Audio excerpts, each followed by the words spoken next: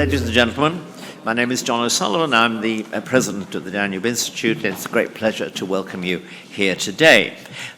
This is one of a series of occasional conferences and lectures we do on Hungarian history. I think this is a very important part of the work we do, and I want to say how delighted I am that we're very often doing it in conjunction with the Helena History Press, which specializes in bringing historical works about Hungary and modern Hungary in particular to the English-speaking world.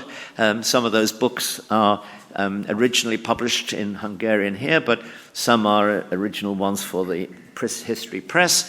Both are very important because, after all, we live in an age in which nobody knows anything, and they certainly tend not to know a great deal about other countries. And Hungary, I think, has suffered from that because the history of Hungary is, of course, complicated. It's then, of course, further guarded by a complicated language, and therefore it's important that we look back at Hungarian history and transmit it to the rest of the world in ways which do credit, first of all, to the truth, and I think, secondly, to those Hungarians who have played important roles. Now, it would be hard to find anybody who played, in the history of the 20th century, a more important role than Pál Teleki, twice Prime Minister, in both in very turbulent periods.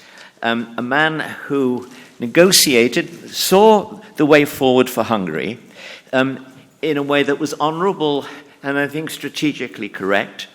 But of course, as Harold Macmillan used to say, what determined thing he would say, events, dear boy, events. And of course, events do not always work in accordance with the statesman's plans, and that is true particularly in this case. The most significant moment in his career, because of course he had a very a career of many kinds in one life. He was a geographer, for example. He promoted, I don't know whether he founded in Hungary, but he promoted the Boy Scouts very actively. He hired is perhaps not the right word, appointed at an early stage in the late 30s, he appointed someone to run effectively a secret intelligence agency that would ensure that Hungarian interests continued, whatever the result of the Second World War. And that, I think, was a very far-sighted move indeed, because no one could predict the terrible series of events that occurred. And it was important to have a very able man, Domenico Centivani, trying to foresee and respond to those events as they did occur. Those events mainly occurred, of course, after the suicide of the Prime Minister, Pál Teleki, famously mentioned in the House of Commons by Winston Churchill, who committed suicide following the German invasion of Yugoslavia, with which the Prime Minister had conducted a treaty of friendship. That, in a sense, represented the immediate end of his hopes, and he couldn't foresee beyond that, it seems to me. But his suicide was seen as an act, so to speak, of an honourable act of national repentance for what was happening. We obviously, therefore, have a most interesting person. Now, the book about this by Balázs Ablonczy, whom I'm delighted to welcome, was published some years ago, but it hasn't been published before in English. He is, of course, a distinguished historian, associate professor at Eötvös Loránd University, senior research fellow at the Centre for Humanities. I'm not going to read a lot about the guests. They're going to be introduced by my colleague, Adam Labor, who has stepped into my shoes for the moment, since I may be called away in the course of this meeting. We have an extremely distinguished panel. which will respond. I don't think I need say really anything at all about Géza Jasenski, because he is both a distinguished historian and whose books have actually also been brought into the English language by the press, by Helena History Press. He is also, of course, the first foreign minister of a free Hungarian government after the Cold War, who negotiated Hungary's return into the institutions of the free world, the Euro-Atlantic world. And so these are achievements which are really quite astounding, and therefore it's very rare that one is able to get a practitioner of the art of history on the one hand, and an active agent in the course of history in one man. So we're very pleased that he's here today.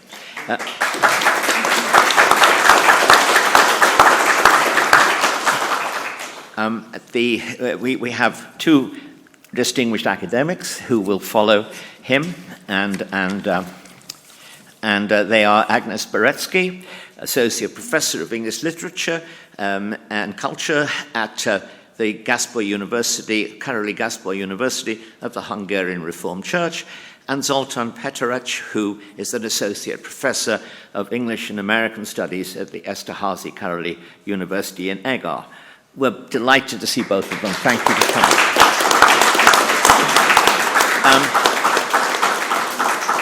My colleague, Adam Labor, a fellow of the Danube Institute, a distinguished journalist who has been the foreign correspondent for The Economist, The Financial Times, I think 4 or 5 other distinguished publications in Eastern Europe, and also is the author of a forthcoming book at the beginning of next year on Budapest in the Second World War.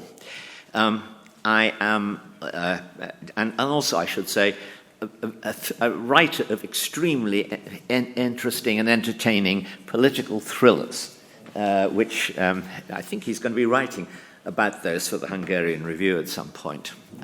Now, I should add one thing. We're delighted, as I mentioned, to have Helena History Press and Kathleen Kaidar Lynn here. I should add that not only because she's contributed a marvellous book to the occasion and several other books in the past, but she's also contributing some delicious wines for the reception from the Kovács winery, and well, I tried them beforehand. You'll enjoy yourself. Having said all of that, let me invite Adam to take over, and I look forward to following.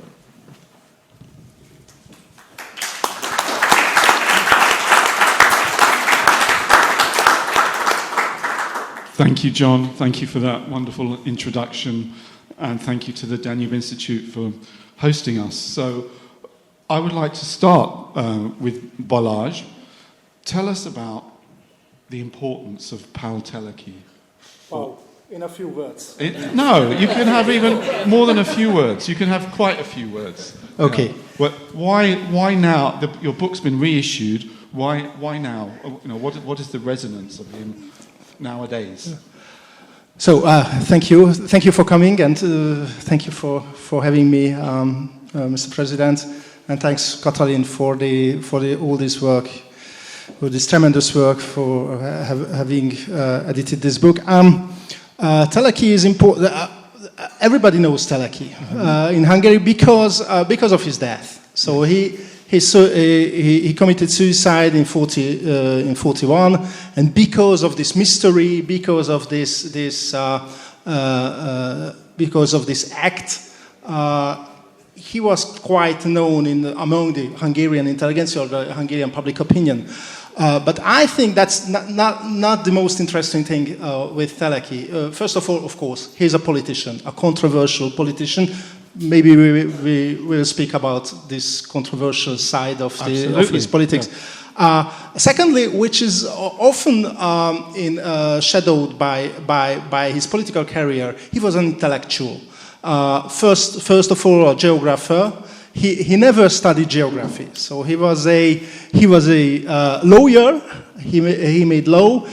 He never made studies in classical geography, but he was a well-known geographer, professor at the University of Budapest, and Secretary General of the Hungarian Geographical Society, and a lot of official positions he held among Hungarian intellectuals.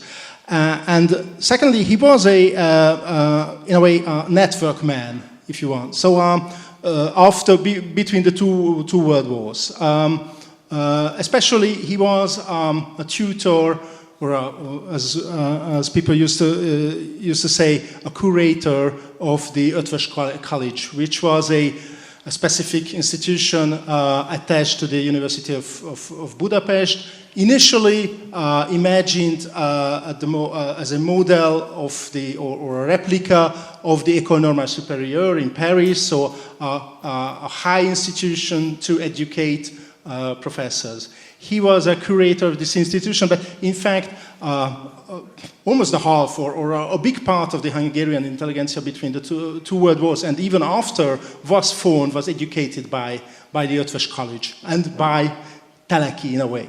So he was a seminal influence on the way that absolutely, he was chief scout of Hungary. Was thinking. Yeah, he was chief scout of first chief scout and honorary chief scout of the Hungarian Scouts movement, which is a little bit different of the Scouts movement or the Scouts in the United States or in How is it United different?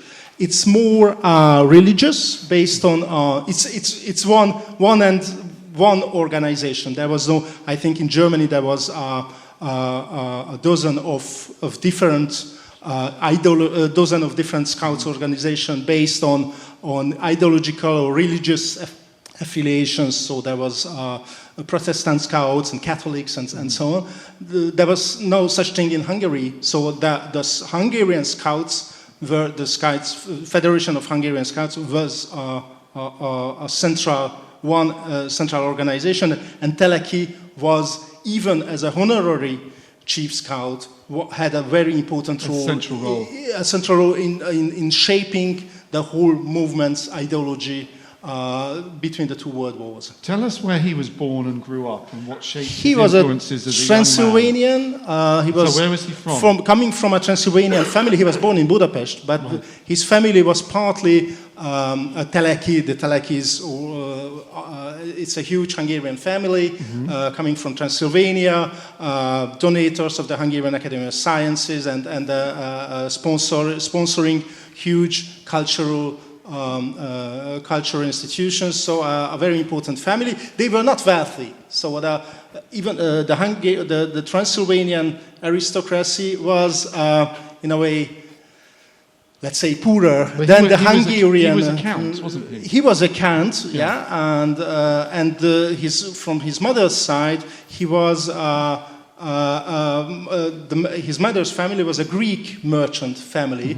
Greek merchants played an important role in Hungarian economy in the 18th, 19th century, and his mother's family was a wealthy Greek merchant family from Paris. So, which was quite unusual, this kind of marriage between an aristocrat and between a Greek merchant family. It was quite unusual, even in the second half of the 19th century. How do you think that mixed heritage shaped his worldview? He was very proud of his Greek roots. We have some letters stating that, you know, I am very intelligent. I'm very smart because of my Greek roots. So we can overplay all these issues. I think that it was some kind in the Scouts movement. There was some kind of problems, and you know, we will play the game. I'm a Greek, so we will handle it. So this was part of his mindset in a way. But I think the most important thing in his political mind was the fact that he was of Transylvanian origin. He mentioned it many times.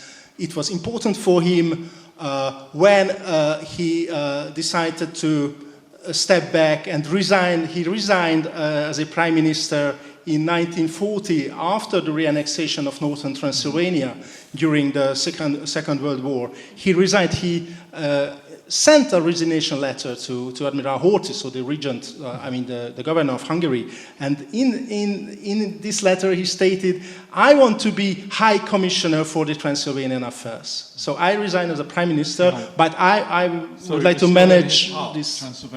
Transylvanian in his heart, absolutely. Can we just loop back to something you said earlier, because I'm wondering, maybe not everybody in the room knows the circumstances of the suicide, the event that ended his life. Can you just tell us briefly what that was and when that was? It was in April 1941. You know. He was, in a way, Teleki was in a... April the 3rd or 4th? For the night of the... That was... I think that was the third of the night between the 3rd and the 4th of April. And Teleki was... the 2nd and the 3rd of April, of course. So maybe I forgot everything about my book. So and that was a crucial point of the Hungarian foreign politics. In a way, that's the moment when Germany, the Nazi Germany, tried to attack Yugoslavia to reach Greece. In fact. So Nazi Germany came through Hungary. Wanted to came through Hungary, and the Hungarian government concluded a friendship pact. What's the exact word? Eternal friendship pact, friendship with Yugoslavia in December 1940. So 4 months before this fact. So for Teleki, and the initial idea of Teleki's initial idea about this friendship act was to have to keep an open window to the Western world through Yugoslavia. That was the official and unofficial communication for this fact. So partly against the Nazi Germany. So, and when the Nazi Germany, Berlin, decided to attack Yugoslavia through Hungarian territory, which was a lethal or fatal compromission of the Hungarian neutrality politics in this period. Teleki, who was tormented by his family affairs and a lot of other things, he didn't see any other issue, any other exit than shoot himself in the night of the 2nd and the 3rd of April. Yeah. I'd like to bring in Geza Jasinski. Especially as a former foreign minister, thankfully you didn't have to face any crisis of this nature. But when you look back on Teleki's decision, do you think that there was something else? There were other options for him in dealing with such an extreme situation other than suicide? There is a tendency, not entirely new tendency, contrafactual history, which is not simply dreaming about how different things could have been, fortunate, but really considering the alternatives. And sometimes the alternatives were really there, and it was lucky or unlucky what decision was taken. About Hungary's role, and especially the end of Hungary's role in the Second World War, is understandably a subject of high interest, even the younger generations, anybody who understands that Hungary's present position is also very much influenced by the Second World War, and especially the borders of Hungary today are really the results not simply of the 1920 peace treaty Trianon, but not simply the second Trianon, the 47 peace treaty, but really due to the war. So with the possibility or with an action taken in a different way, probably even the borders of Hungary would be different. Whether the toll. Why do you think that the borders might be different if he'd taken a different action? If I am permitted to jump to the date 1944, of course, March the 19th, when Germany invaded Hungary, its nominal ally, or the unwilling satellite. If Hungary resisted that, obviously it would have been crushed in a matter of days, and the toll wouldn't have been very high. But at that time, Slovakia was still a faithful ally of Nazi Germany, Romania as well, and especially the role of Romania in the war in the Soviet Union was much more prominent than Hungary's. So it is a guess, perhaps just like also wishful thinking, that if Hungary had shown itself opposed to this German invasion, and it would have become really something like Austria, a victim, not the first, but certainly a victim of Nazism, victim of Hitler, and it might have been considered at the peace conference. But of course, going back to your original question about the options Hungary had, well, I think the options were between something like the English say, between the devil and the deep sea. Mm-hmm. So either to go along with Hitler, with Nazi Germany, which certainly not only Teleki but so many other Hungarian politicians and ordinary Hungarians detested. Of course, unfortunately, quite a few had not only faith in Hitler helping Hungary to regain their lost territories, but also Nazism had a kind of appeal, especially there was a strong Hungarian version of Nazism, the Arrow Cross movement. So anyhow, Hungary was a divided country, not the first and not the last time in its history.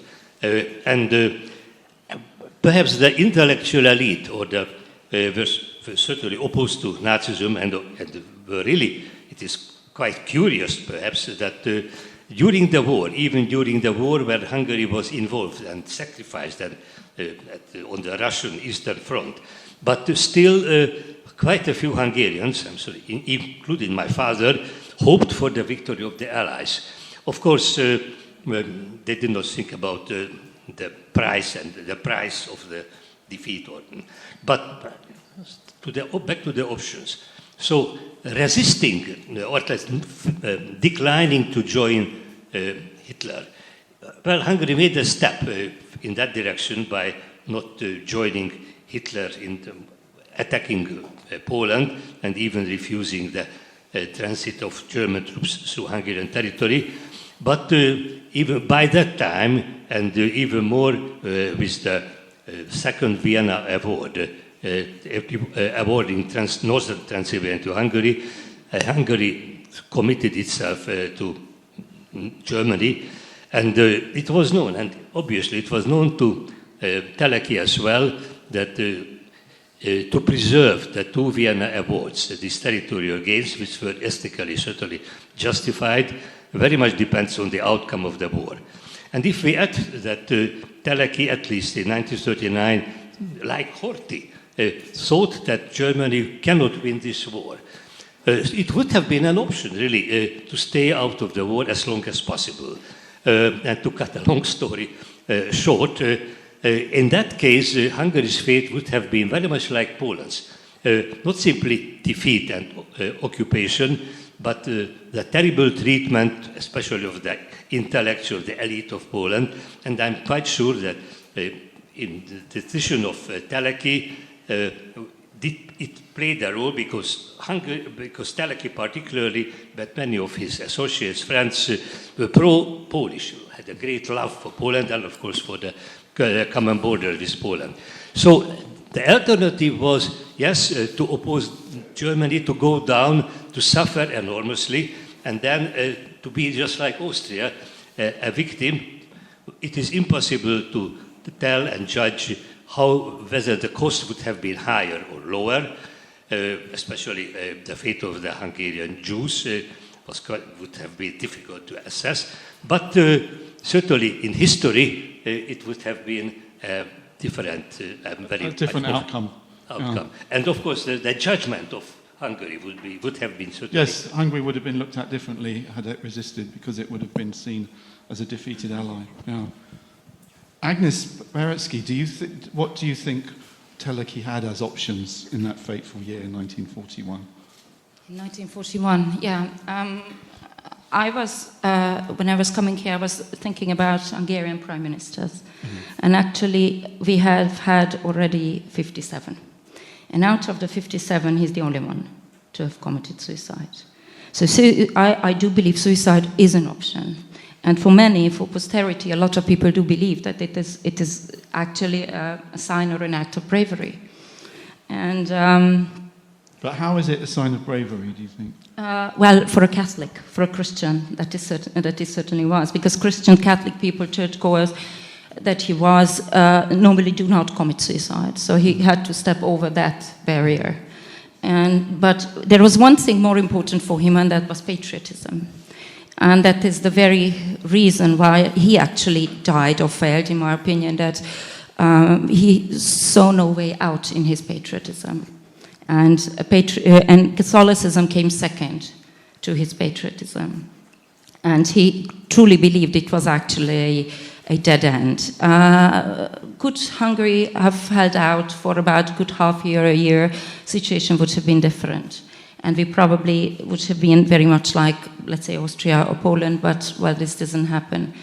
And getting back to his suicide, that is something very important and interesting for me, and how this legacy goes on and continues. How does this legacy go on? Well, I actually checked Balázs's books, because you wrote, well, I have known you for 30 years, right? And you wrote about 5 books on Teleki, right? So published several books. And this is very interesting that of course, the suicide is detailed and is discussed. But you focus on certain aspects a bit differently. And what I find very interesting is that in your very first book, you sort of almost quote Churchill, who said that suicide clears his name from history. So that suicide is a kind of metamorphosis. It changes and gives a different interpretation to his life. And then later on, you discuss different aspects. In your 2018 book, you talk about more the medical background. In this book, you also talk about how Horthy betrayed him. But all in all, I find this important because we do erect statues, we do erect plaques, or we do not erect them. And controversy keeps coming up because of this. So this is the very controversial thing, because most possibly without the suicide, I do not really think that he could deserve a statue. Even Dembski, the former mayor, Gábor Dembski, he even was contemplating allowing or not vetoing statue for him because of his suicide. Mm-hmm. So I find suicide not so much a no option, but another option, right? I'm really, may I just ask a question back? Is it possible? Of course. So what do you think out of these versions, the medical version, the more the transforming version, or the betrayal of Horthy version, which do you think played the most important part in his suicide? What is your opinion? I think both. I mean, the human deception on Horthy, this feeling of betrayal, or being betrayed by the governor or by the regent. Because Horthy was committed to send the Hungarian army, the Honvéd army, against Yugoslavia without the permission of the Hungarian government and so on. And I think Teleki, in a way, had a very bad opinion about this kind of decision. And on the other side, he was a deeply depressive man. With some family tragedies happening in the same time. So the illness of his wife, the illness of his beloved mother, in the same time the divorce of his daughter, both of his daughter and his son. So happening in the same time. So the personal factors were there as well as the strategic ones. Yeah. So I think it's a human decision. You're completely right about the Catholic. He was a devoted a Catholic, especially between the two world wars. But I think it's a real human a cross point or a crossing ways. He had to choose something, and he had chosen this kind of that. He had some precedent. We know that at the beginning of the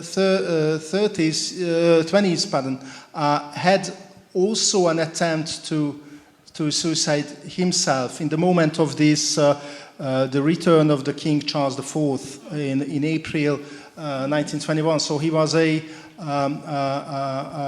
very not a healthy man from a mental point of view. That was also connected to Horthy's betrayal. There was another betrayal there. So in a way, yes. That was another betrayal. How Horthy played a part in this story. Horthy was everything Teleki wanted to be. He was a sailor, a military man, a very a savior of the homeland, and so on. Teleki wanted to be a sailor, but he was very poor. His health was very poor, and he wasn't enrolled in the army even because of his poor health. So I don't want to be to do some cheap psychology on this issue, but I think they were very attached in a way, and Teleki felt this kind of this double betrayal in April 1921 and 41. And I must add, it's not very well known. Teleki was a deeply ill man physically, not only mentally. One of his kidney has been taken at the beginning of the 20s. So he had very serious health problems. Physical health problems. Physical health problems. Okay. May I jump in just sure. about Teleki's other reason for suicide, not simply the direct situation, attack on Yugoslavia, but Teleki's concept, when he already see that the war was inevitable or it broke out, to stay out of the war, to keep Hungary out of the war, also to keep the Hungarian army intact, so that at the next collapse, thinking of 1918, but the first collapse of Hungary, the next collapse, Hungary would be not without an army, but actually would be strong enough to keep the territories, especially which was important. Yes. So I'm jumping on the opportunity. That's saying if there are some Hungarians in the room, there is no such thing as fegyveres semlegesség. So armed neutrality. I learned that in middle school and even at the university, I guess. Teleki never pronounced such a word like fegyveres semlegesség. Even today in the school books, we can find this kind of thing because Hungary was member of another system of alliance of the Axis in a way. So he spoke about Hungary is a non-belligerent country, not neutral, but not among the parties at war. I'd like to bring in Zoltán Péterec at this point. Something that you said earlier, Balázs, about a window to the West.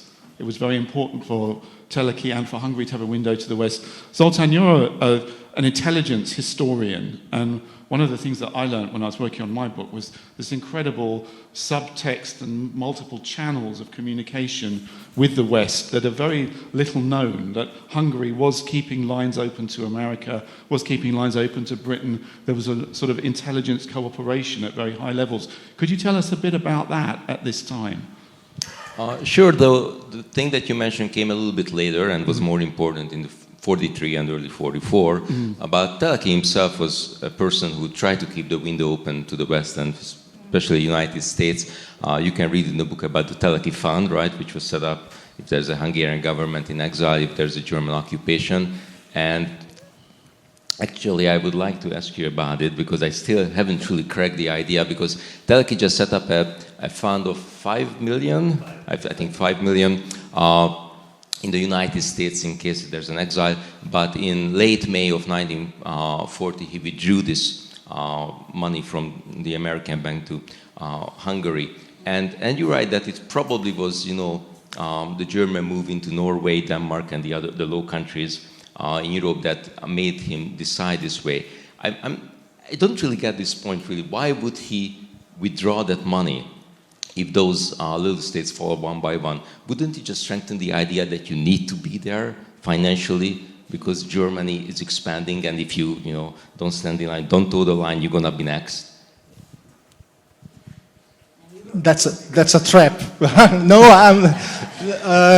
no, because you know much better this issue than me. I think at this point, that's what I mentioned. I think Teleki, how to say, was not a real politician in the way that he was deeply human in his decisions. He was not a professional politician as we understand the meaning today. So he had, especially he was a fan or a supporter of secret diplomacy. He sent his envoys in America, in Great Britain. His private envoys, and the Hungarian diplomacy and the Hungarian chief of staff was mad about it because Teleki's envoys crisscrossed everywhere in France, in Great Britain, in the United States. What were they doing, his envoys? With some private messages. For example, Domokos Teleki, the great Hungarian historian, was sent to the United States, and the message was just, Domokos, you go to see, for example, Isa Bowman, the geographer, a friend of mine, and tell him Hungary won't enter the war with Germany, and this kind of unofficial diplomacy. Effective?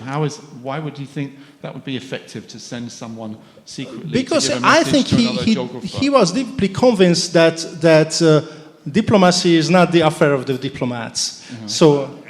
Tibor Eckhart, of course, but many other people. László Cseh-Szabó, the famous one of my the famous Hungarian essayists, who was the leader of the literary section of the Hungarian public broadcast, public radio, was sent to Paris to arrange the passing of the Hungarian Legion, the Hungarian volunteers, going to Finland, help Finland in the winter war.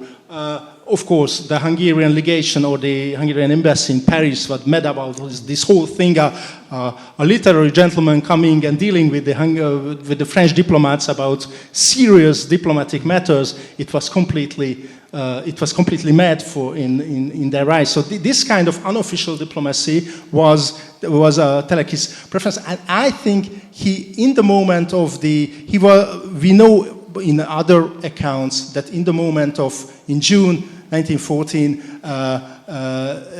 Teleki was deeply depressed about the German victory in the West, even though he wasn't convinced about the Germans' final victory. Mm-hmm. But I think he realized there is a long way to go, a longer way to go to the victory, to the final victory, or the end of the war.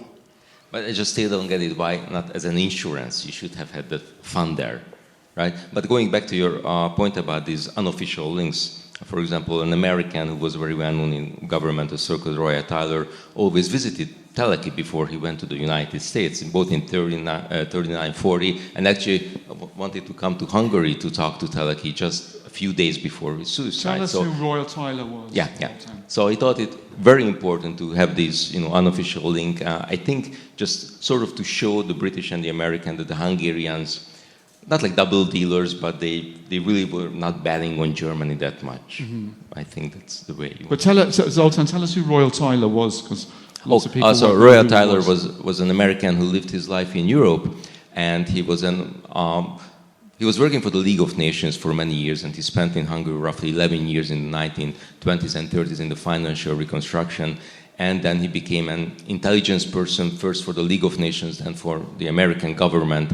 And he played a very important role in the Hungarians trying to lead the war in early 44, which of course, ended the German occupation in March 44. So, and he know Teleki intimately. So he called him Boli, right, which was the ultimate measure of being on a more than a first name basis, and being someone a foreigner that was unique, and that's why he used Roya Tyler as one of the unofficial links to the United States. Yeah, just one comment. Teleki also had a foreign minister, Jackie, who he was not very confident about. So that is probably another reason. Sorry. That's fine. Yeah, so this is probably another reason why he believed the one-on-one sort of diplomacy works more. Going back to Boli, right? Also, there is another person who probably, it would be news for you, Károly Mihály, who also called him Boli. And then what we know about the Horthy Hungary propaganda is that there was the terrible Károly Hungary, and then we are going to do it differently. But this is not exactly true. This is so interesting from your book that there is no sharp line between Teleki and Károly. So could you say a few words about that? This is very interesting, their relationship. Just a word for in France. So Mihály Károly was a Hungarian aristocrat, and in a way the Hungarian Kerensky, president of the Hungarian People's Republic at the end of the First World War. Mihály Károly. Pardon? Mihály Károly. Mihály Károly. And of course they were very close to each other before the First World War. They had the same French teacher in Budapest.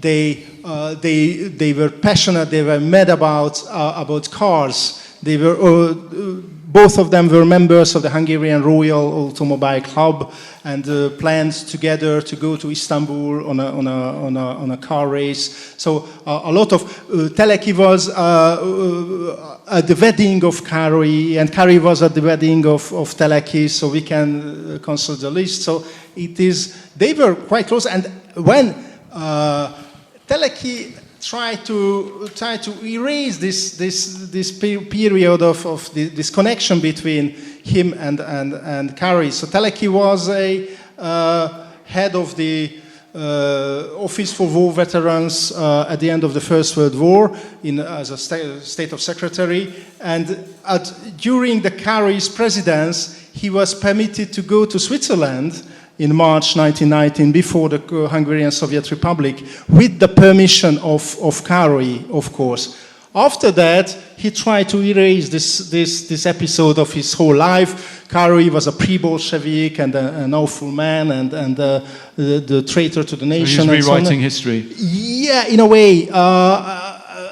And of course, but as aristocrats, they were very close. They had the same age. They were elected MPs in the same time at the same election in 1904. So a lot of things linked them to each other. And when Teleki arrived in Switzerland in March 1919, the first British diplomat he met, Teleki told to him, "I'm a social democrat."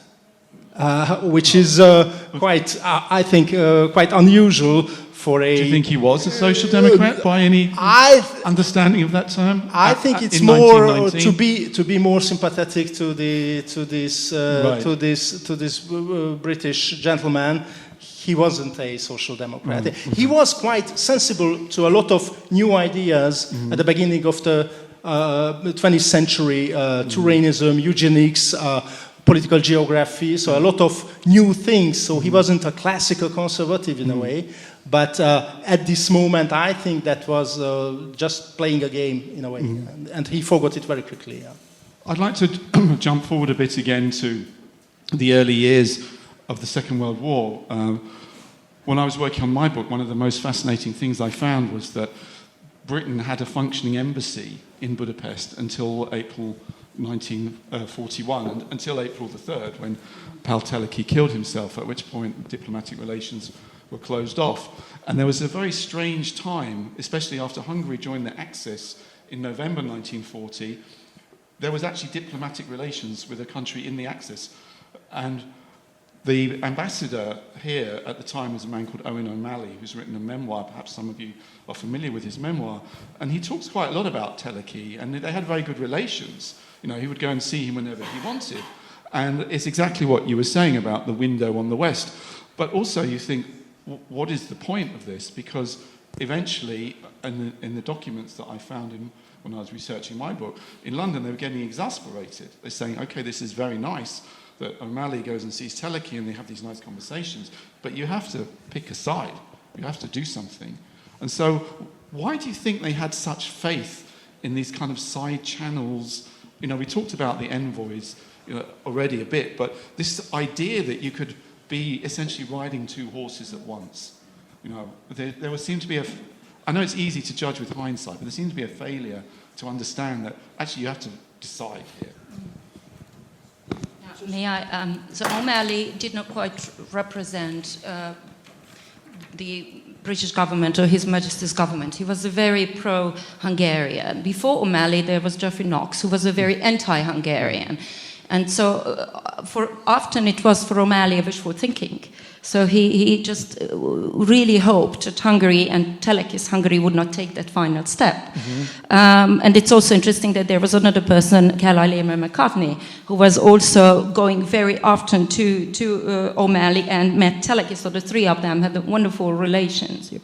And they were very much hoping, both McCartney and very good relationship with Teleki, mourned him personally. Do you want to just quickly tell us who McCartney was? So Carlyle Lehman McCartney was a Foreign Office expert on Hungary, and he was basically writing on Hungary, and he was absolutely a great friend of Hungarians. During the war, he wrote memoranda on the Danube Basin and on the future of the situation. Yes. And let's mention it, O'Malley was a Catholic, Roman Catholic, as Teleki was, and Irishman, and even one of his last reports in Budapest, he mentioned, after the death of Teleki, he mentioned that Teleki was a great statesman like Eamon de Valera for Ireland. So there was some kind of parallels. For him, yes. Perhaps in the Foreign Office they didn't appreciate it very well, but that was his point of view about Teleki's situation. True. Obviously, what Agnes says is true. There was a lot of outlier. Yeah. There was a lot of foreign diplomats at post in Budapest who admired Teleki. Mm-hmm. Both sides, Germans, French, and so on. There was one person who disliked Teleki really well. That was the American minister Montgomery. Montgomery. And why didn't he like him? Peter Zoltán Pernod. But I'm not sure why he didn't like him. It's very interesting because if you compare the two men, John F. Montgomery, who was the longest-serving American minister in Budapest from 1933 all the way to early 41, they didn't see eye to eye, and they didn't have actually very close connections. That might have been one of the problems, because Teleki, as we just said, tried to be friendly with Americans in the first place. Plus, these two people should have understood each other well, politically as well. One of the features in the book that I found refreshing, how strongly you emphasize time and again the anti-Semitic streak in Teleki. And Montgomery would have been a perfect partner for this, like most American ministers at the time, I have to say. But still, politically speaking, probably this was, I think it's more like a guess on my part, was like the political expectation on part of the Americans that did not meet the actual deeds on part of the Hungarian foreign minister. But now, if I have the mic, I would like to ask another thing. It's not a trap in whatsoever. But speaking of historical hypotheticals, so you think if Teleki had stayed alive, would he be able to serve as a brake on Horthy less than 3 months after? Concerning, of course, the Soviet Union a big if. War. Yeah, it's a huge if, and probably it's not an if. But how do you see it? Because you know him much better than us. I'm pretty sure that he wouldn't be able. I mean, Teleki wouldn't be able to stop Horthy in the crucial moments. Christian Ungváry's book, published recently about the entry of Hungary into the Second World War. I mean, the declaration of war to the Soviet Union.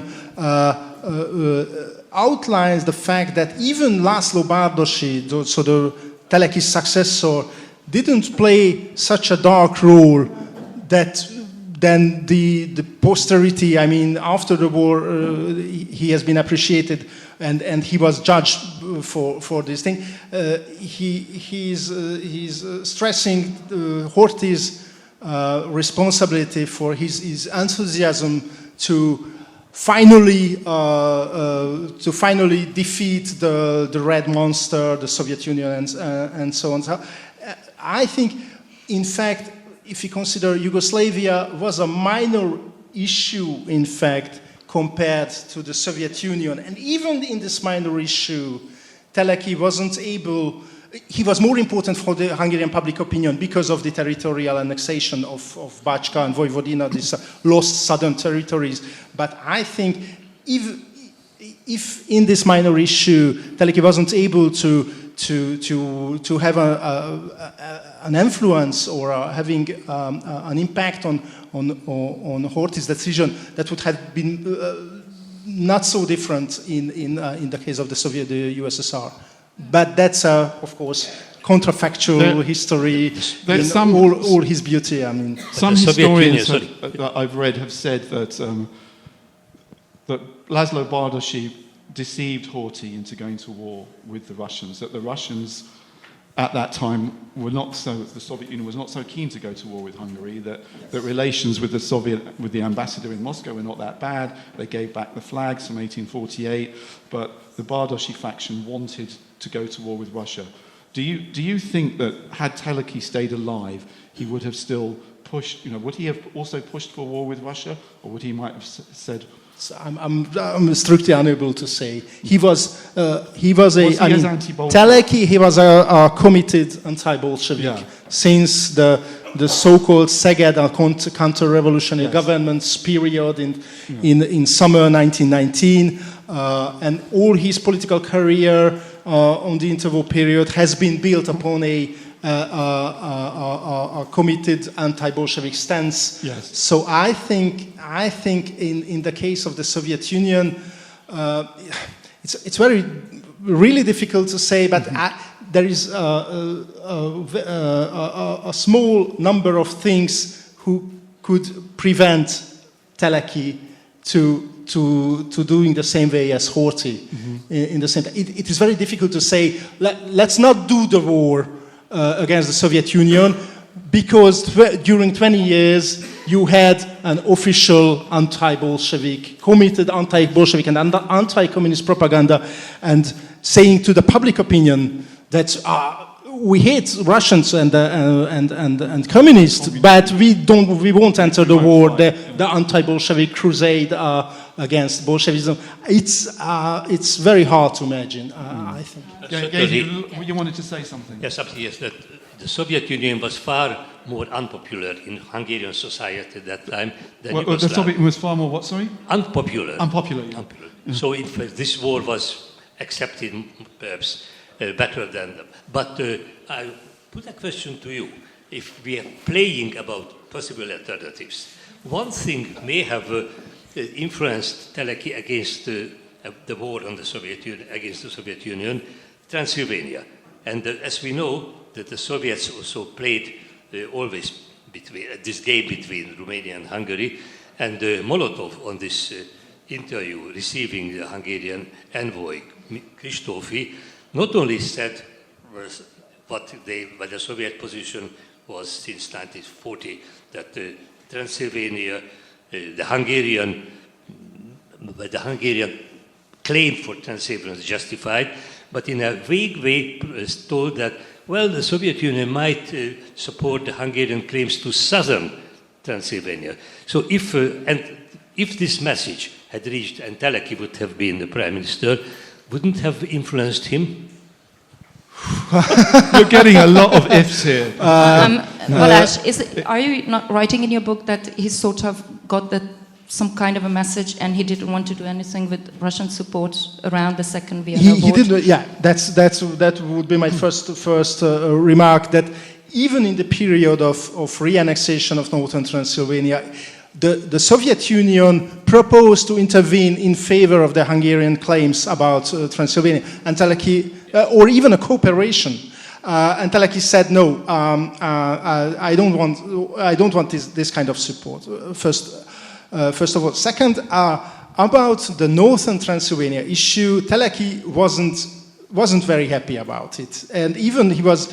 We know that during his return trip from Vienna, from this arbitration negotiation, his special train must stop at Komárom to go to a pharmacy having some pills for the prime minister. He was quite depressed, and arriving at the Budapest Keleti railway station, he pronounced a speech, a very pessimistic speech, having stop talk and for the Hungarian public opinion, stop talking. We have to work. Perhaps the nation wasn't worth for all this kind of sacrifice, because he was depressed. First of all, because Hungary had to do some serious concessions to Nazi Germany, and in his eyes, this partition of Transylvania was against his geographical and political views about the revision to come, the revision to make about the old Hungarian, the former Hungarian borders. So I think even the Transylvanian case would not have been so influential on his mindset. But again, that's counterfactual. So I think if this speech or this talk is recorded, I will have a lot of malicious comments from my colleagues at the university and the institute. Let's take a look at domestic issues as well. Now, the subtitle of your book is The Life of a Controversial Hungarian Politician. So one of the most controversial aspects around Pál Teleki is the anti-Jewish laws. And Randolph Graham, who's the foremost historian of the Hungarian Holocaust, is extremely critical of Teleki, starting with the 1920 numerous clauses law, which limited the number of Jewish students in universities, right through to all three laws known as the anti-Jewish laws. I know that's not their proper title, but that's how people understand that term. Do you accept that opinion? Partly yes, because let me say a few words about his... Contextualize it, please, as much as you like. Teleki wasn't... We have no anti-Semitic discourses, letters, phrases of Teleki before the end of the First World War. So the first anti-Semitic claims and phrases came during his Szeged period, during the summer of 1919. Can you explain to everyone what the Szeged period that was? The Szeged period, there was a counter-revolutionary government, a so-called white government in the city of Szeged in southern Hungary, again, partly sponsored by the French occupation forces in this town, against the Bolshevik, the Soviet Republic. Very briefly a Soviet republic. The Hungary was briefly ruled by a Soviet Republic led by Hungarian communists between March and August 1919, and the counter-revolutionary forces were assembled in a way in the southern city of Szeged. Yeah. And Teleki was the Minister of Foreign Affairs of this short-lived counter-revolutionary government. And in this period, during the summer of 1919, we can find the first anti-Semitic statements in his political speeches. And then, of course, as you mentioned, during his first premiership, he introduced the so-called numerus clausus law, which limited severely the entry of Jewish students into university, in the higher education, to be short. And during his second premiership, between 1939 and 41, he introduced the so-called second Jewish law, and he prepared the third Jewish law, which was very even harder than the Nuremberg laws about racial purity and so on. It was forbidden the marriage. Forbade sexual relations between Christians and marriage between Jews and non-Jews. So his whole career is, I think, in his political ideology, especially in the two words, was there. That's the meaning of controversy. Yes. In this case, you know. On the other hand, he was a quite modern politician, having some sensibility on social issues, which was quite unusual in Hungarian conservatism. István Bethlen, his predecessor, one of his successors in the premiership, a conservative liberal, wasn't very keen on, wasn't very sensible to social issues, land reform. And the incredible poverty. The healthcare and things like that. Teleki was more of a modernizer. More modernized, and it was he was more anti-Semite, and he was a committed anti-Semite. That's a point we have to deal with. What the supporters was it simply a reaction to the Bela-Kun regime, or because that was 20 years later, he was still driving these things. During the whole interval period, he was quite. He was proud of the numerous clauses, for instance. So he was saying, even in the upper house in 1927, saying that I was the guy of the numerous clauses. Yes, he was committed to not to adopt a modification to an amendment to the because Bethlen did put through an amendment to the anti-Semitic law. So he was very proud of it. He thought seriously that was a social or a cultural issue in Hungarian public life, and he was. I think that was the consequence of his role played in the second counter-revolutionary government. Some of his colleagues, geographers, especially Jenő Csolnoky, was a committed anti-Semite before 1919. So, Lajos Lóczy, his master in geography, was a committed anti-Semite. So, some of his in this circle, these ideas were at place. And I think the revolutions and the Soviet Republic offered him an opportunity to crystallize it. Brian Cartledge, sorry. Oh, thank you. Yeah. So Brian Cartledge, who published an excellent book on Hungarian history, Will to Survive, he said of Teleki fell short of Bethlen. His moral sense was deformed by Trianon. And here he talks about the Jewish laws. Don't you think that Trianon also, the incredible losses, also played a part in a way that if we say that it was, certainly it's not true, but it was alleged that the communists also played a part in Trianon. The threat of Trianon, because this first speeches, the anti-Semitic speeches, came out in summer 1919, before the Trianon peace. Treaty. Do you just want to say quickly what happened at Trianon? Oh, of course. Yeah. A small story of Hungary in a very few words. So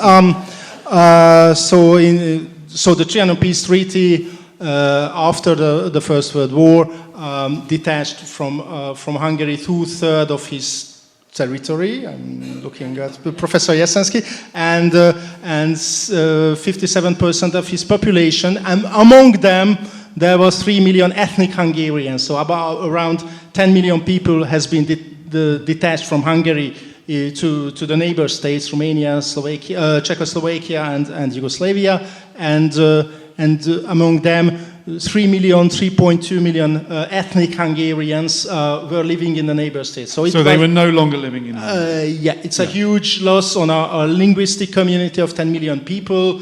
Hungary had lost 1/3 of his former Hungarian fellow citizens. So it was a real earthquake in Hungarian politics as well. And this loss defined during the whole interwar period the Hungarian foreign politics and the home politics as well. And Teleki was the main ideologist of the territorial revision of Hungary on a geographical and on a political point of view. Yeah. So, but I think the threat of Trianon has been there in summer 1919, but not the real Trianon, which was signed on June the 4th. Yeah, but he was quite aware what would happen. Of course. So.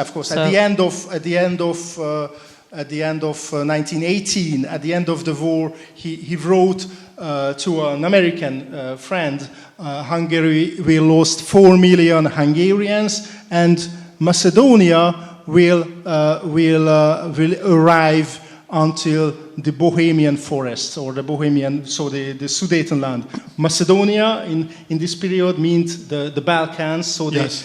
Like today the chaos and was understood in this period. The sharpest contrast was with Germany's losses. I mean, Germany, I think, lost 15% of its territory, something like that. And yeah, not 2/3. So, 63%. Geza, you've written about Trianon very eloquently. Can you tell us a bit about how that affected Hungarian policy during the 1920s and the 1930s?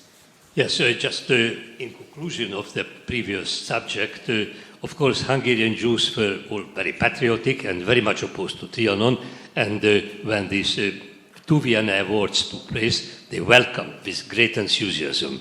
So, of course, I don't know what impact it had on Teleki, but it should have been, he should have been thinking about it in the second Jewish You War. mean when the territories were returned to Hungary yes. under the Vienna Awards, yes. the Hungarian Jewish community was celebrating? Yes, very much. And even during this interwar period, Hungarian Jews remained true to Hungary, contrary to the expectations of the so-called successor states. Well, of course, Hungarian foreign policy in the interwar period, and to some degree even today, has been very much influenced by what was felt the injustice of Trianon, and but obviously this territorial loss is understandably turned Hungarians very bitter. The interesting question is the bitterness was directed, whether it was directed against the successor states, who certainly showed a very intolerant attitude towards the Hungarian. We may say they were oppressive and certainly less tolerant than the Hungarian regime was before the First World War. How was it intolerant? How did that manifest itself? Well, first of all, the almost, unhidden or perhaps not completely secret aim was that, we have to assimilate it. So as the peace treaty was unfair and ethnically, and of course contrary to the spirit or the principle of self-determination, obviously the aim of the successor states was to somehow to get rid of these more than 3 million Hungarians, expelling them, encouraging them to emigrate, assimilating them, and during the Second World War especially, in some cases to kill these unwanted Hungarians. But so on the one hand, Hungary was very bitter, understandably, against the neighbors. But what is interesting for present-day generation, whether the bitterness against the West, and particularly France, certainly the peace treaty was not simply concluded and signed in Paris or Versailles, but especially on the Central European borders, the influence and the impact of France was the most important. Both the British and the American border proposals were slightly better than the actual Trianon peace treaty, but public opinion then, and perhaps even more today, thinks that, the West abandoned Hungary, let Hungary down, and some people even went to such lengths to say that the First World War was caused by the desire to break up Hungary, which is total nonsense. Mm-hmm. And I think it is important question to see quite clearly why Hungary was divided, partly for ethnic reasons, because certainly, as you mentioned, one half of the population of Hungary was non-Hungarians, and especially states close relatively, or kin states, Romanians and Serbia, was an attraction for the non-Hungarian minorities. But what is also a subject to consider, that the peace treaty was based on this principle of self-determination. So the desire and the hope was that by peaceful, it means the borders can be changed. So the peoples of the region would have self-determination. Yes. So, but didn't work for Hungarians, though, did it? Sorry? It didn't work for Hungarians. Well, again, we are tempted, sometimes I'm tempted to this counterfactual, but I think that the course of Hungarian revision, border change, was advancing very slowly. But already in 1934, there was a proposal, well, sadly by Italy and Germany, to revise the borders in Central Europe in favor of Hungary. Mm-hmm. And well, just one more example from the many, that in Great Britain, in the United Kingdom, 160 or so many members of parliament signed a petition or a statement that Hungary's claims for border change should be taken up by the British government. And no less person than Churchill in 1939 received two Hungarian, Eckhard Tibor and our Pál, the great diplomat, and told them, well, if Hungary goes along with Germany, well, he cannot stand anything, cannot promise anything. But if Hungary resists these German transitions, I promise you that your territorial claims will be awarded, right. Generously awarded. Right. It's so interesting. Zoltan, can you tell us a bit about the American perspective? Because the man you've written about, Royal Tyler, he was at Versailles, wasn't he? Yes, he was in a minor position at Versailles. Yeah, but he had a ringside seat. I mean, yes. What did he see, and how did the Americans look at the post-war settlements? So generally, the Americans, and I think it's important to understand in this context, didn't care less much about Hungary and Hungarian lost territories, to be honest, and not just right after World War I, but all throughout the period. Of course, there were exceptions, but basically, the American government or governments did not want to deal with Europe, especially Central Europe, especially with a defeated enemy country earlier. That was not really important to the United States. The United States basically. Almost the only country from this region was Germany that was counted, and was heavily counted, and it was in strategic thinking. But Hungary, Hungarians, it was similar, like where's Vietnam, right? Where's Hungary? Not many Americans could have answered. So the Americans, as we heard, approached the question of territorial loss a little bit more favorable to Hungary, but we just didn't pan out for Hungary. But then the only thing that American governments and Americans in general were interested in, that Hungary should be a stable country as much as possible, politically stable. And that's one of the reasons, or perhaps the main reasons, why they were friendly with the Bethlen government in the 1920s and later on with other governments, because if they provided security in the country and there were no chances of any revolution or crazy revisionist acts in the form of any war against the neighboring countries, until then it didn't give any headaches to the American government whatsoever. But American government never seriously toyed with the idea of helping Hungary regaining territories. Right, right. Not so. And Agnes, can you tell us about... Despite the fact that they did not sign the Treaty of Trianon together with the Russians. And it's interesting that it just keeps popping up in interwar kind of thinking that, these are the two countries who actually are against it. But of course, they just didn't care. They weren't that bothered. But Agnes, tell us please about British diplomacy at this time. In Trianon, around that time. The thing is that, unfortunately, it's basically, I was writing a lot about that, but Professor Jasenski was writing even more about that. That in Versailles, there were the British diplomats who absolutely disliked Hungary, except for possibly David Lloyd George.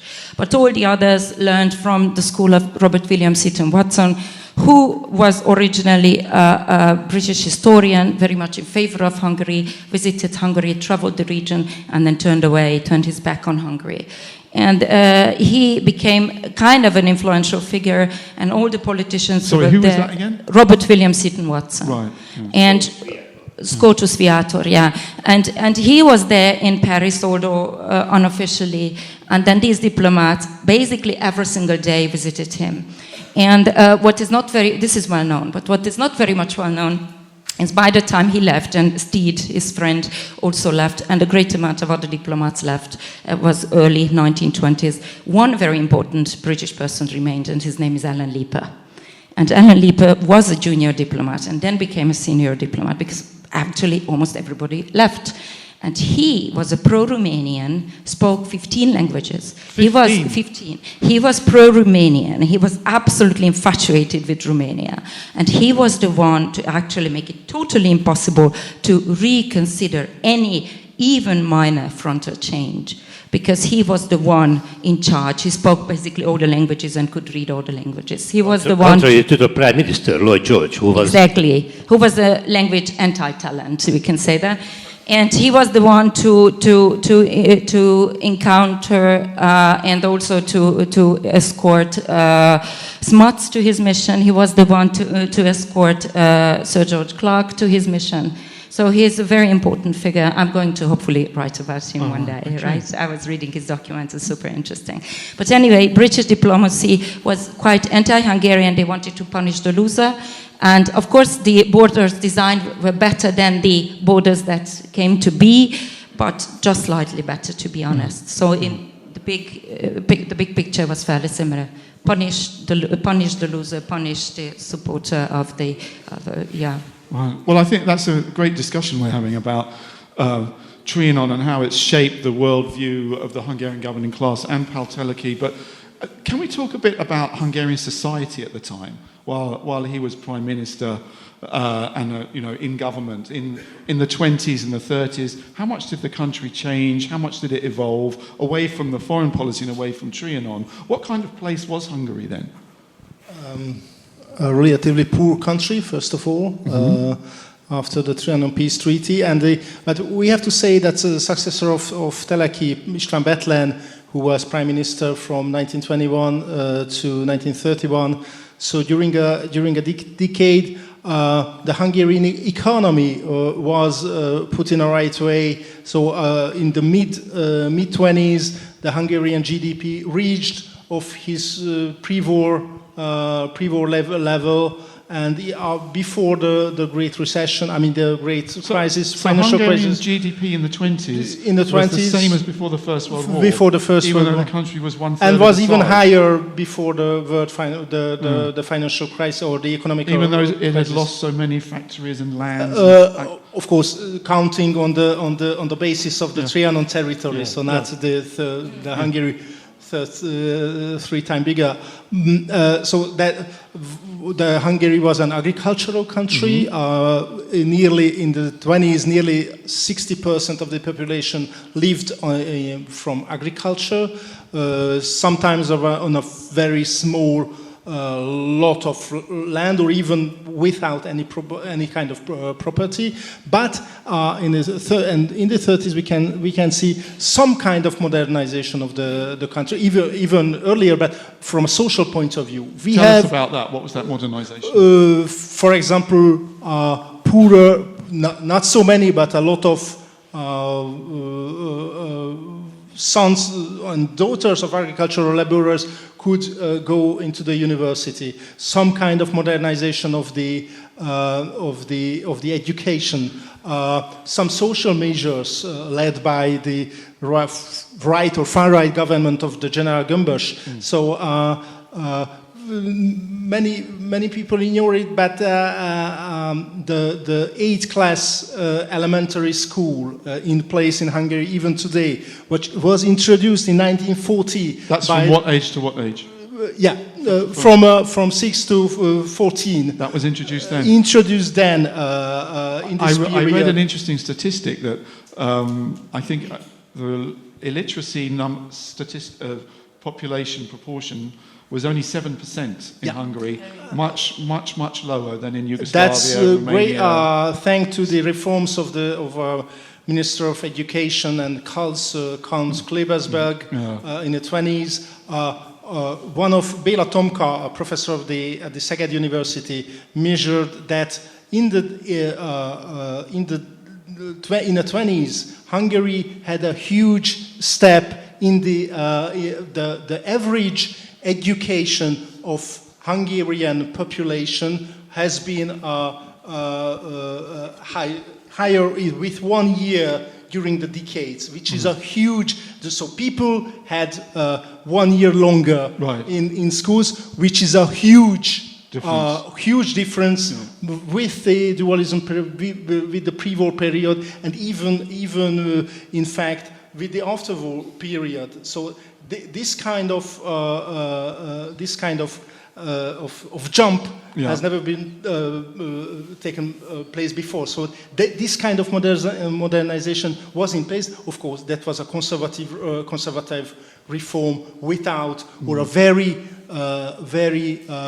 moderate land reform.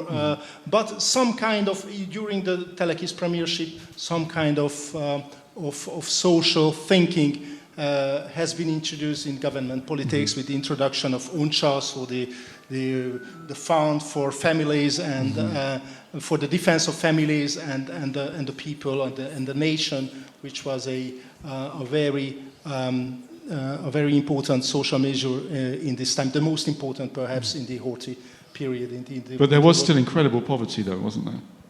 Of course, Hungary was poorer than Austria, but a little bit richer than Romania and Yugoslavia. So the place and a little bit poorer than Czechoslovakia. So that was the place. But for example, in some statistics, for example, the radio owners, Hungary was a leader even in Europe at the end of the 30s.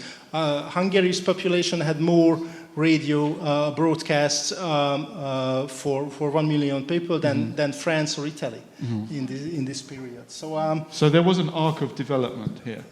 Of course, which was a lot of things has not been resolved.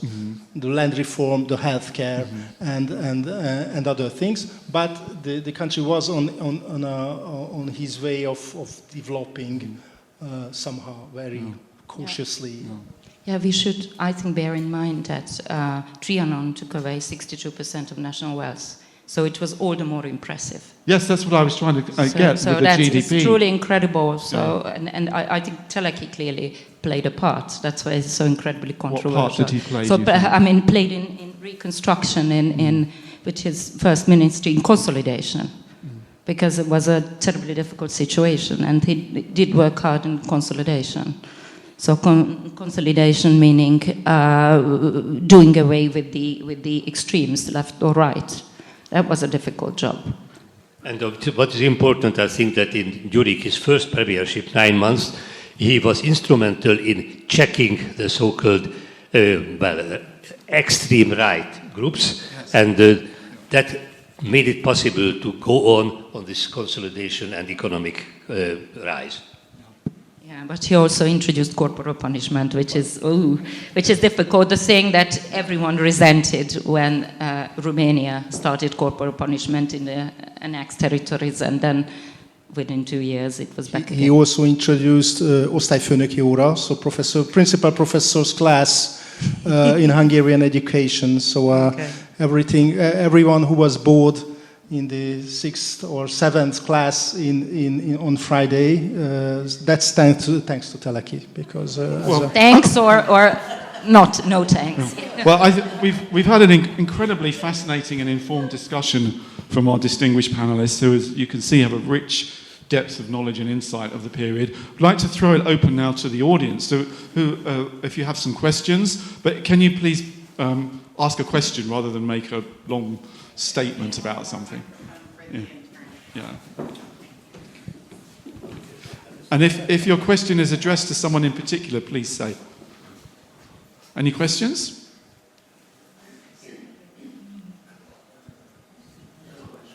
Yeah. John has a question. Sorry, gentleman over there. Yeah, gentleman. Sorry, gentleman over there. Thank you very much, Hugo Martin, or rather Hugo Martin, Research Intern at the Danube Institute. I was curious, you started the topic of contemporary hostility to France, partaking to the Treaty of Trianon. That's been made tangential, but could you elaborate on that? So contemporary hostility to France based on the Treaty of Trianon. You mean within present-day Hungarian society? Yes, it was there's still brought a up. resentment against France because of Trianon. I heard it brought up. I'd be curious to hear it elaborated upon. That's a question to Professor Jasenski or Well, the full panel. Whoever. Who'd like to take that? As a francophone, I try to answer the question. Even today, if you have my mother bought a Renault and his garage serviceman, garagist told him, you don't have to buy a French car because of Trianon. So this kind of idea is still there. Still there in Hungary. It's weakening. It's weakening. It's weakening. However, people of course. keep buying Dacias because they are cheap and they are Romanian, even worse. So, No, that's the joke in a way. But I think there is a double side of French image in Hungary even today. This kind of disliking because of the Trianon Peace Treaty.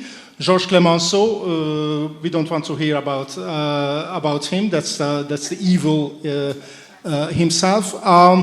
On the other side, there is always a fascination for French culture, for France, for Paris, for French food, and the French civilization, if you consider it. So that's a very double-faced perception of France in Hungary, in which, of course, the Trianon Peace Treaty is still playing a weakening role, but this is still there, I guess. So we can find some this appreciation in the society. yeah, so some Hungarian tourists kept frequenting the Grand Trianon Palace and kept painting the palace or kind of little bit kicking or something as a sign of disapproval.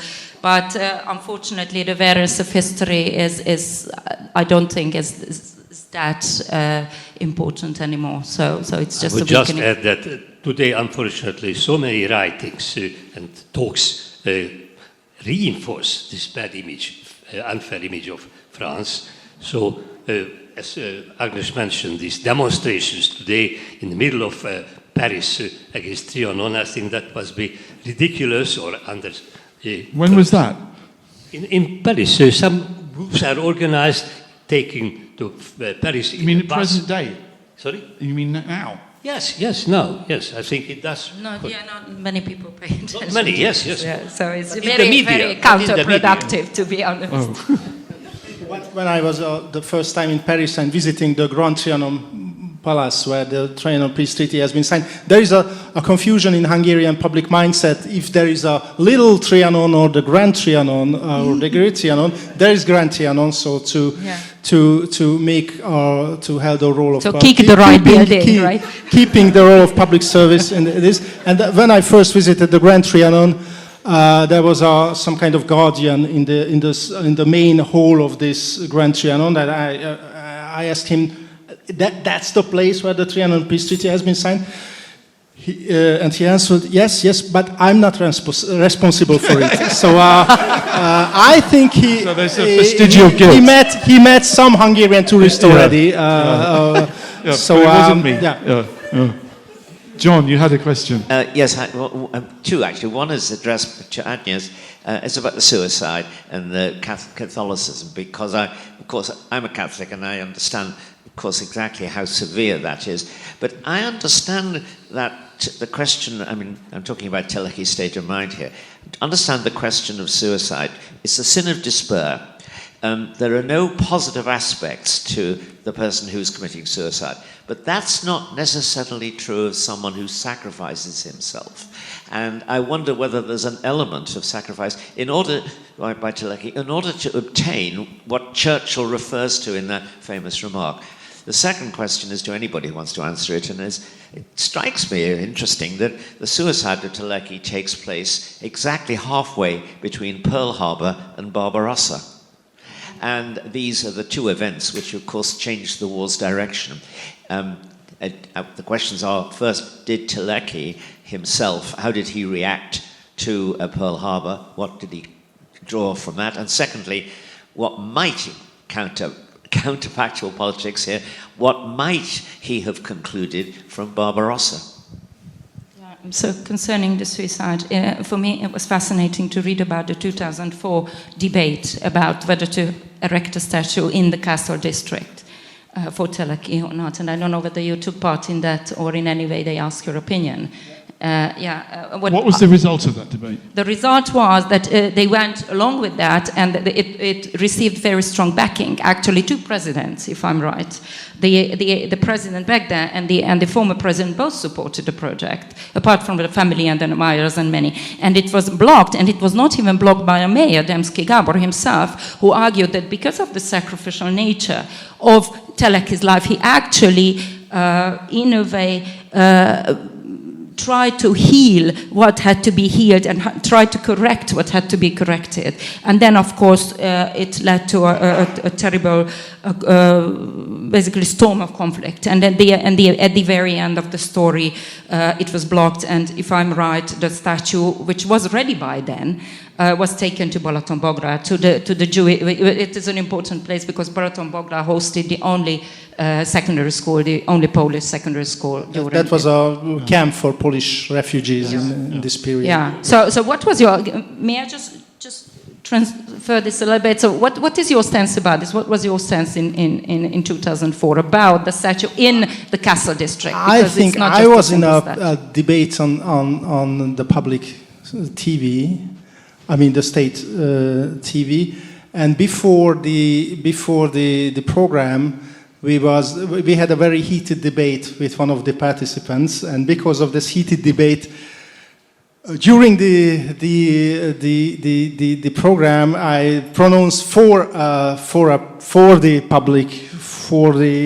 Teleki statue in the near the Sándor Palace, right. Because I was quite disturbed by this kind of debate before the program. Today, with more retreat, I think in Balatonboglár this is a good place for Teleki because in a context of admitting Polish refugees, many Polish refugees, keeping the relations with the Polish government in London. I think it's indiscutably a positive context. It's probably the same is true for the Krakow statue, which was erected. Of course, about 2 years. There is a statue of Teleki Paris. But not here in the Castle district. In the Castle district, perhaps as the Sándor Palace, as the high place of the Hungarian public mindset, this kind of statue is perhaps, that's my opinion, so you you can't disagree with it. I think this statue is more this kind of provocation and heating public debates. It's fueling public, perhaps useless public debates about Teleki's role is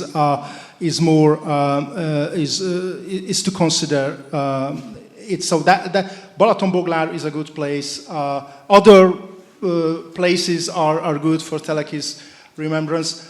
Sándor Palace is perhaps not a good place. There was a debate about his memorial plate in the Corvinus University at the beginning of the 90s, which is the Corvinus University still exists because of Teleki. When he was prime minister, he pronounced and sponsored the founding of the university. But he was prime minister during the numerus clausus, which excluded Jewish students, or partly many Jewish students, from this newly created university. I was going to ask for a big hand for our distinguished panel, but I would like to thank them all again for their incredible insight and knowledge We've had an amazing discussion. We've talked about Pál Teleki himself. We've used his life as a means to discuss Trianon and its legacy, Hungarian foreign policy, the Second World War, Hungarian society in itself. So I'd like to once more thank again our distinguished panel. So Professor Geza Jasinski, Dr. Agnes Beresi, Associate Professor of English Literature, Zoltán Péterec, Associate Professor at the Institute of English and American Studies, and of course Balázs Ablonczy himself, the author of this wonderful book, which is on sale, and I hope you'll all consider buying a copy. And Balázs is, of course, happy to sign it for you and dedicate it for you and all the members of your family that you'd like to buy it for as well. So thank you once again for coming. Thank you for listening. Thank you for your questions. And we now go and have a nice glass of wine with thanks to our host, the Helena History Press.